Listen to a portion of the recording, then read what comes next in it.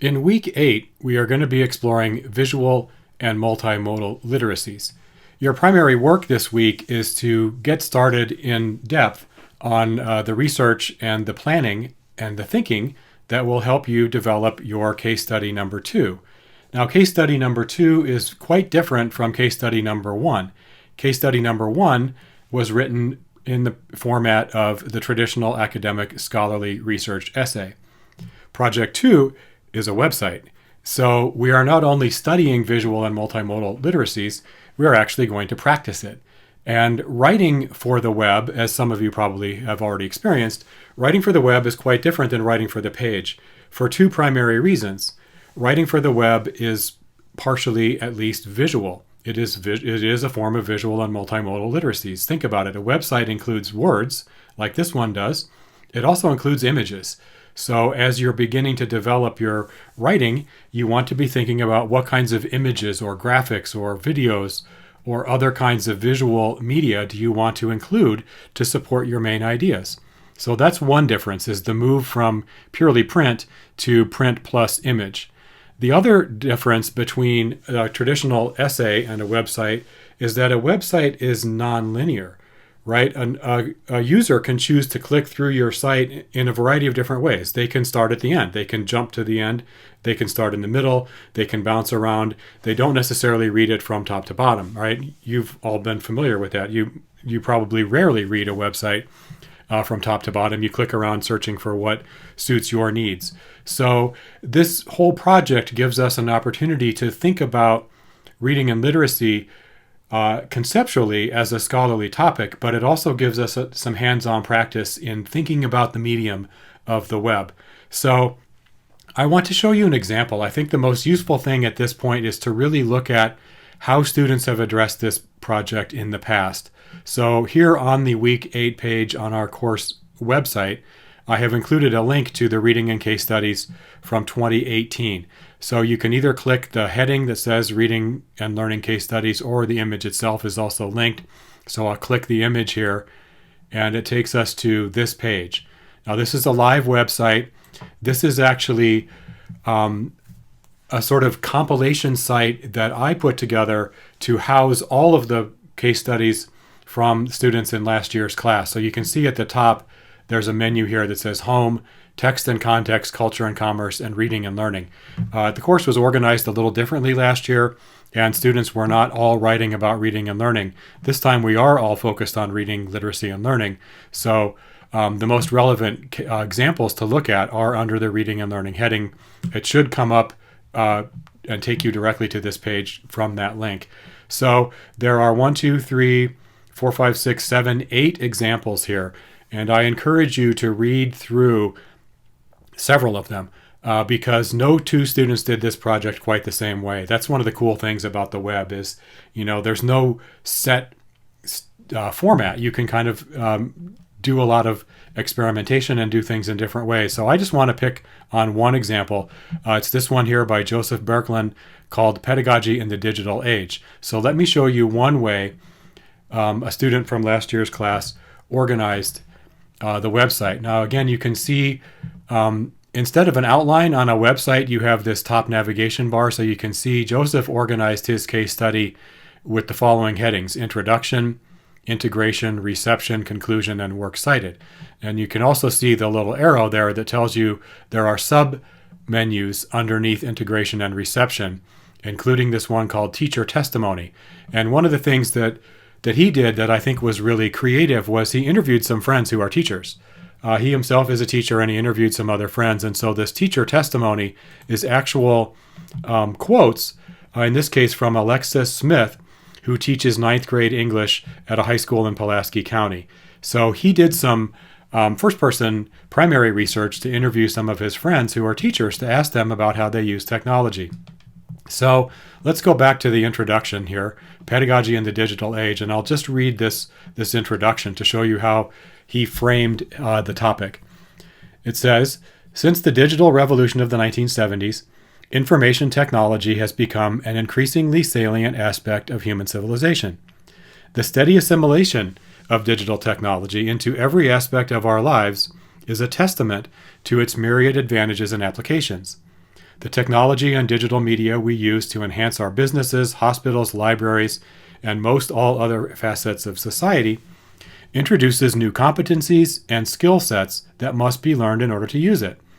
And with its assimilation comes the challenge of imparting these new literacies to those who will need to utilize it regardless of the role they play in the modern world. The obvious solution is for schools to invest in information technology in order to expose students to the language of digital media, such that they become fluent as early as possible.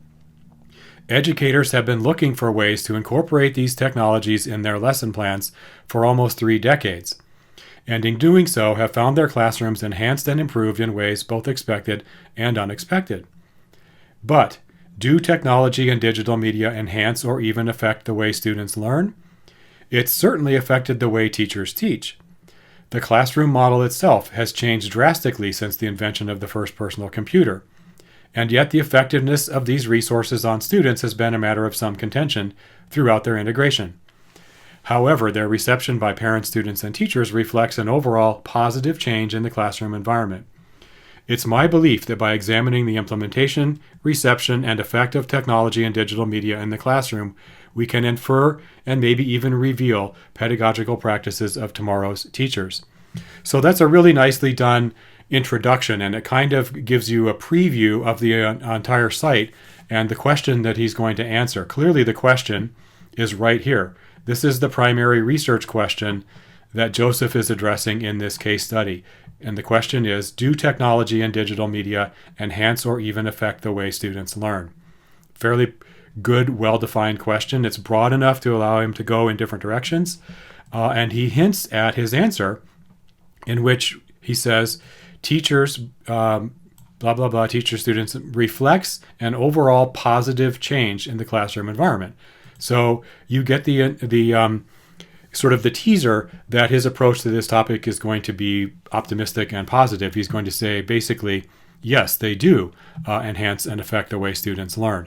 So that's one thing that I think you need to think about, is that your opening page or your home page or your introduction or whatever you call it, it doesn't just introduce the topic. You kind of need to give a snapshot. And notice how he uses these words right here: implementation, reception, and effect. And notice how that parallels the structure up here. Integration, reception, and conclusion roughly parallel that structure. So not only does he give us a preview of what his research question is, he gives us a teaser about his proposed answer, and he suggests the 3-part structure or 4-part structure, however you want to see it, of the way he's actually going to present the information on his site. So it does a really nice job of organizing and orienting you. And as a reader, you have a pretty good idea. Okay, I know where we're going, and I understand how this is organized. So let's just look at one sample page. So we have this page called Integration. And there's a link to a scholar, a pioneer of research in multimedia literacy and a professor in the Department of English at UCal Irvine, named Mark Warschauer. So you can link here. It takes you to Mark Warschauer's webpage on the UCI School of Education. And there's some description there. And then we have the teacher testimony. So here's the teacher, Alexis Smith, what she said in response to some of his questions. And then there's an infographic. And this is really nice. It's an infographic that says, a study conducted in 2013 by Scholastic, dubbed Primary Sources, found that a staggering number of U.S. teachers were integrating online media into their lesson plans. Their findings are displayed in the infographic below. So this is a really effective use of a multimodal text, in this case a kind of infographic, about teaching and technology. So you can see here, teachers use websites for professional purposes. Social media, 90%. Number one top 10 website is YouTube, not surprisingly. How teachers use the websites. Now, he did not create this infographic. He just linked to it. And there's a source description at the bottom that says, this infographic comes from a 2013 survey conducted by Scholastic, which is a publisher, as you probably know, in association with the Bill and Melinda Gates Foundation. You can find the full report by clicking the infographic or this hyperlink. So he's done a nice job of embedding the source right here on his webpage. So I won't go through the rest of this in detail, but you can see that there's a nice parallel structure. Here on the reception page, we also have an overview page. Then we have teacher testimony, and then we have an infographic. Then we have the conclusion, which is pretty short and sweet, just one paragraph. Then we have the list of works cited, including links to those infographics. So that's a really nice, nicely done web-based case study that addresses this question about how digital media and technology are affecting the way students are learning in today's classrooms. So with that in mind, let me jump ahead to assignment 7 and show you how we're going to do this. Assignment 7 is parallel to what you did in assignment 4. If you will remember, assignment 4 was called a research proposal that included an annotated bibliography. Assignment 7 serves a similar purpose, only it's a little structured a little bit differently. I'm calling it a planning document as opposed to a research proposal. And as it says here, the format is adapted to be more flexible and conversational in keeping with the process and style of writing for the web. So what you should be doing this week is completing assignment 7. And in order to do that, I think you will want to be reading through as many of the case studies that are linked on the website as you can, and look at different ways that students did that. And also spend some time in the discussion forum around assignment 6. So question 1 is your topic. What was your initial topic as you described it in What was your initial topic as you described it in assignment 6? What kind of feedback did you get on your initial ideas, and how do you understand your topic now? So this basically says go back to assignment 6, look at what you wrote to start with, and what kind of feedback you got back from your classmates and from me, and what you understand your topic to be now. Hopefully you have a clearer picture of it as a result of that discussion. So what is your general understanding of your overall topic as you understand it? Then part 2, research questions. What questions do you want to address and answer in your case study? How do these questions connect to the main ideas in Unit 2?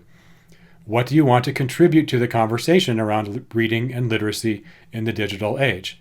So again, this is just a list of questions. You may, if you were as far along as Joseph was in his case study, he got it down to one question.